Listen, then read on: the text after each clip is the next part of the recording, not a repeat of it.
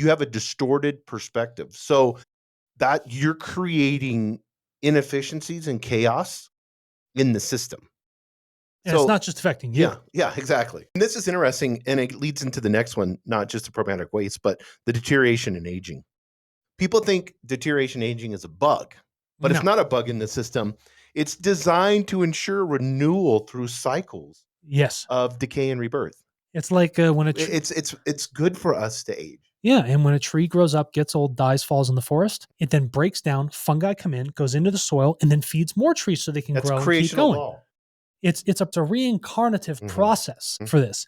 And if we didn't have that, if we weren't aging and forced to make better decisions as we get older, our system would continually be chaotic. It's actually helping you. We double down on the complex. That's what you're doing. It's helping you angle in on what's important as you age. A lot of people think that the aging or the decay or the deterioration is an issue with limitations in the simulation because it's not sustaining resources indefinitely.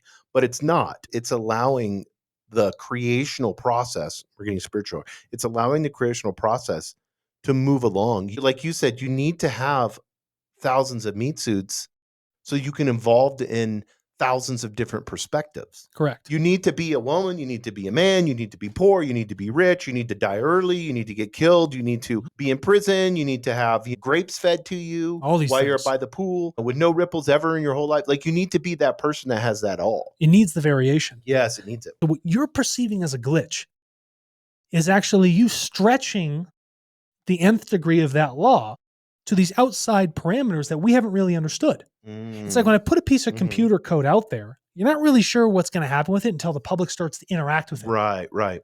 And so you get these really cool nuances. Maybe I get to talk to things of another dimension. Maybe I do get to see a Bigfoot.